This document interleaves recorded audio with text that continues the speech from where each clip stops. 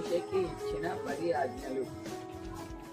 మొదటి ఆజ్ఞ, నేను తప్ప వేరొక దేవుడు నీకు ఉండకూడదు. నిర్గమకాండము 20వ అధ్యాయము 3వ వచనం.